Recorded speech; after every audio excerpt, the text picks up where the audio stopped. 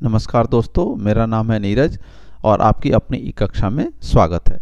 आज हम लोग सुपरपोजिशन थ्योरम के बारे में डिस्कशन करेंगे कि क्या होता है सुपरपोजिशन थ्योरम। तो सुपरपोजिशन थ्योरम के लिए मेनली जो कंडीशन होता है कि सर्किट में कम से कम जो है दो इंडिपेंडेंट सोर्सेस होने चाहिए। कम से कम आपके दो होने चाहिए, दो उससे ज़्यादा भी हो सकते हैं। तो हम किसी पर्टिकुलर रेजिस्टेंस में किस तरीके से करंट फाइंड करते हैं इस थ्योरम का इस्तेमाल करके, वो हम लोग यहाँ पर स्टेप लिखते हुए वन बाय वन उसको न्यूमेरिकल में अप्लाई करते हुए देखेंगे। तो एक बार हम लोग स्टेप डिस्कस कर लेते हैं इस थ्योरम का।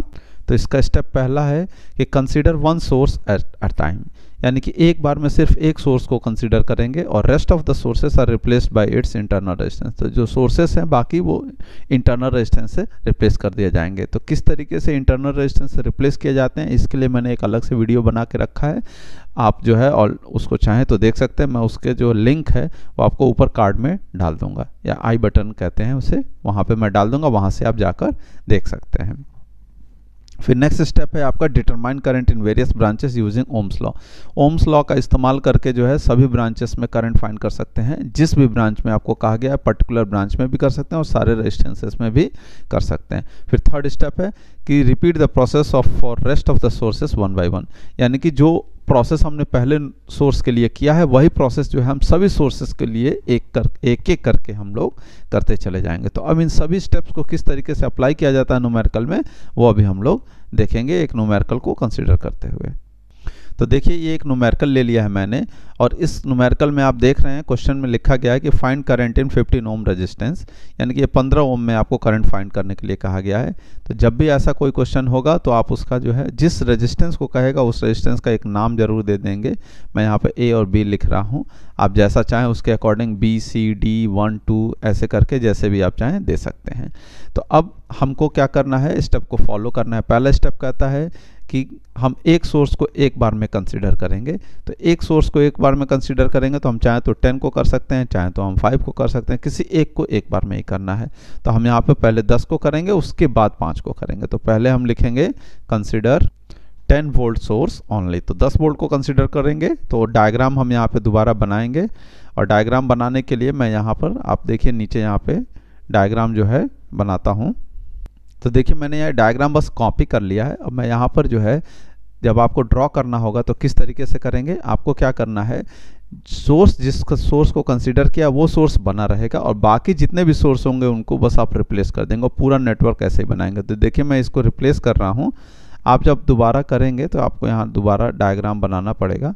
तो आप दोबारा डायग्राम बना लेंगे और सोर्सेस को रिप्लेस कर देंगे। तो आप देखिए मैंने यहाँ पर सोर्स को हटा दिया है और उसकी जगह पे अब हमको क्या करना है, यहाँ पे वोल्टेज सोर्स है। तो वोल्टेज सोर्स का जो रिप्लेसमेंट होता है वो कैसे होता है, आपका शॉर्ट सर्किट से होता है।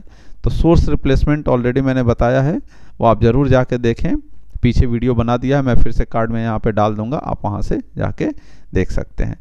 तो हम क्या करेंगे, इसको रिप्लेस कर देंगे और यहाँ अब हम करंट की वैल्यू फाइंड करेंगे। इस डायग्राम में 15 ओम में करंट की वैल्यू फाइंड करेंगे। तो करंट की वैल्यू फाइंड करने के लिए मैं यहाँ पे मान ले रहा हूँ कि ये करंट है पहले लूप 1 की I1 डैश और यहाँ पे करंट है आपकी I2 डैश। तो इस तरीके से अब हम लोग यहाँ प्लस माइनस भी लिख सकते हैं, जैसे आप लूप एनालिसिस करते हैं बिल्कुल वैसे ही। अगर आपने लूप एनालिसिस नहीं पढ़ा है तो मैं ऊपर कार्ड में वीडियो का लिंक डाल दूंगा, आप वहाँ पर जाके उसको देख सकते हैं। तो देखिए यहाँ पर हम KVL अप्लाई करेंगे और लिखेंगे अप्लाई KVL इन लूप 1। तो हमें इक्वेशन मिल जाएगी 10 minus 10 I1 minus 15 times I1 minus I2 is equal to 0। यहाँ से स्टार्ट किया मैंने और हम लोगों ने लूप एनालिसिस कंसेप्ट को फॉलो किया है और हमें वैल्यू मिल गई है। अब आपको यहाँ पर इस इक्वेशन को अरेंज कर सकते हैं। कितना हो जाएगा आपका, माइनस का 25 I1 plus 15 I2 is equal to minus 10, ये हो गया इक्वेशन नंबर 1। तो ये फर्स्ट इक्वेशन आ गई फर्स्ट लूप में KVL अप्लाई करने से। ऐसे ही हम सेकंड लूप में KVL अप्लाई करेंगे और हमें इक्वेशन मिलेगी। तो देखिए हमें इक्वेशन मिल जाएगी सेकंड लूप के लिए 5 I2 minus 15 times I2 minus I1 is equal to 0। यहाँ पे देखिए मैंने डैश लिखा था, तो और जगहों पे भी डैश मिसिंग है, तो मैं यहाँ पे सभी जगह पे डैश लगा देता हूँ जिससे कि थोड़ी सहूलियत रहेगी। यहाँ पे डैश, इन सब में डैश मिसिंग है तो मैं यहाँ डैश लगा दे रहा हूँ।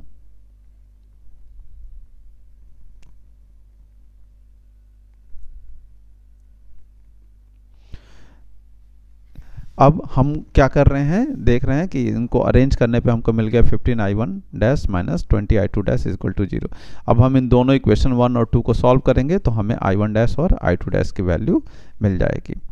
तो हमें करंट की वैल्यूज़ जो है मिल गई हैं 0.72 0.72 ऐसे करके, और यहाँ पर दूसरा जो है आपका 0.54 0.54 ये जो वर्ड है आपको करंट की वैल्यूज़ जो हैं वो मिल गई हैं। अब आपको क्या करना है, मेनली आपको ध्यान रखना है कि हमें करंट निकालना था ए बी ब्रांच में। क्यों? क्योंकि 15 ओम में करंट की वैल्यू पूछी गई थी।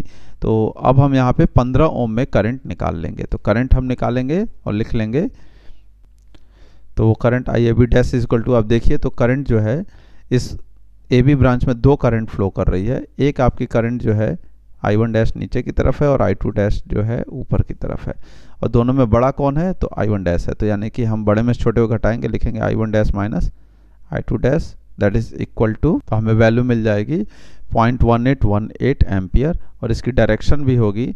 डायरेक्शन का मतलब है कि किस डायरेक्शन में ये करंट फ्लो कर रही है, ए से बी की तरफ या बी से ए की तरफ। तो बड़ा कौन सा करंट था, i1 डैश, इसलिए i1 डैश जो है ए से बी कर रहा था, इसलिए हम यहाँ पे लिख दिया ए से बी।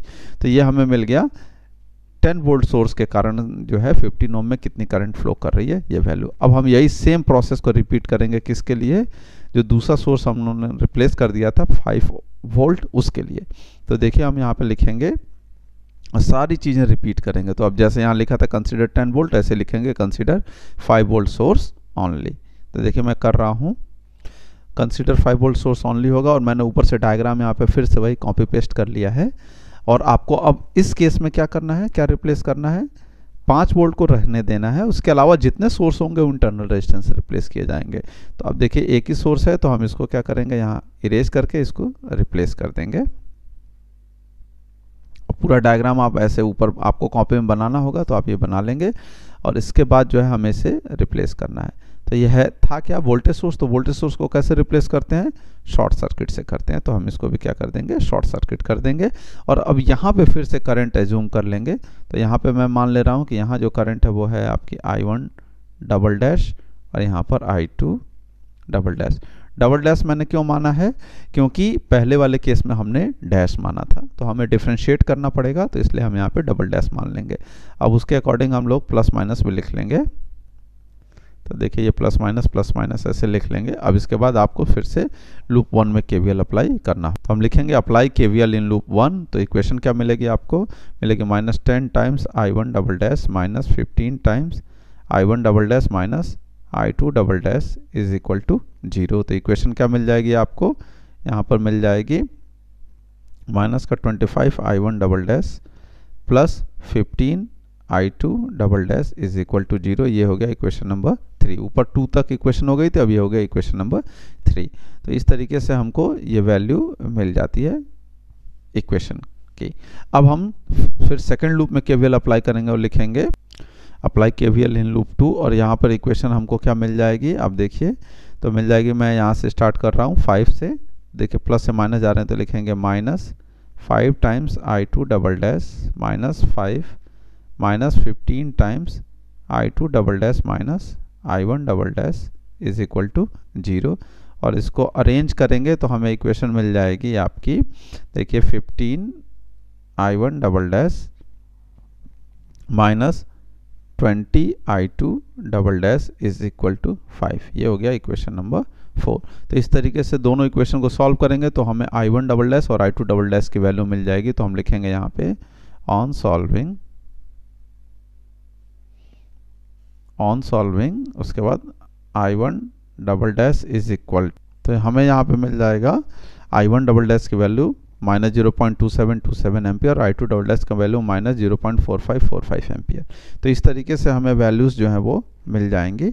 अब हमको ब्रांच AB में करंट निकालना था। तो AB में जो आप देखें तो करंट कौन सी फ्लो कर रहे हैं, i1 डबल डैश नीचे की तरफ और i2 डबल डैश ऊपर की तरफ। तो आप देखें तो इन दोनों में बड़ा कौन है, यानी कि अपोजिट है, तो हमें बड़े में से छोटे को घटाना पड़ेगा। तो अगर हम बड़े की बात करें तो बड़ा हमारा ये करंट है i1 डबल डैश ही है। तो i1 डबल डैश हम क्या लिखेंगे, current current in AB branch, that is IAB double dash is equal to, यहाँ पे डबल डैश ये double dash is equal to I1 double dash minus I2 double dash. और इसकी वैल्यू क्या आ जाएगी आपकी, I1 डबल डैश की value देखिए तो है आपकी माइनस का 0.2727 माइनस I2 डबल डैश की वैल्यू है माइनस 0.4545। तो इस तरीके से हमें I2 डबल डैश की वैल्यू मिल जाएगी और I1 डबल डैश की जो वैल्यू मिली है वो हम यहाँ पे पुट करेंगे और हमको आंसर मिल जाएगा। तो हमें ये वैल्यू मिल गई 0.1818 एम्पियर। तो ये हमें करंट की वैल्यू मिल गई है, किसके कारण से, 5 वोल्ट सोर्स के कारण से। अब हमें क्या करना है, कोई दूसरा और भी सोर्स होता है, यानी कि 2 सोर्स हमने कंसीडर किए अलग अलग, इसके बाद अगर कोई और होता तो उसको भी कंसीडर करते और इस तरीके से सभी सोर्सेस के कारण करंट की वैल्यू फाइंड कर लेते। अब हम क्या करेंगे, टोटल करंट निकालेंगे दोनों सोर्स के कारण। तो हम लिखेंगे यहाँ पे, लिखेंगे current in AB branch due to all sources is IAB is equal to, तो आप देखें तो यहाँ AB की वैल्यू जो है वो है 0.1818, वो भी A से B की तरफ ही है। और यहाँ पर भी जो करंट की वैल्यू है वो भी हमारा जो है बड़े में से छोटे को घटाएगा और बड़े वाले की डायरेक्शन यहाँ पर लिखनी थी।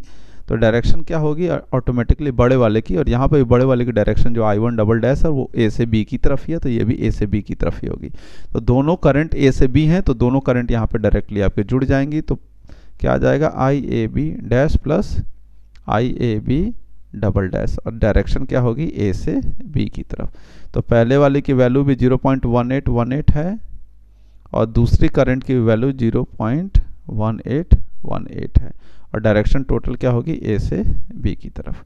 तो इस तरीके से हमें वैल्यू मिल जाएगी 0.3636 एम्पियर, और डायरेक्शन क्या होगी, A से B। तो इस तरीके से हम लोग जो है सुपरपोजिशन थ्योरम का इस्तेमाल करके किसी भी सर्किट में करंट की वैल्यू फाइंड कर सकते हैं।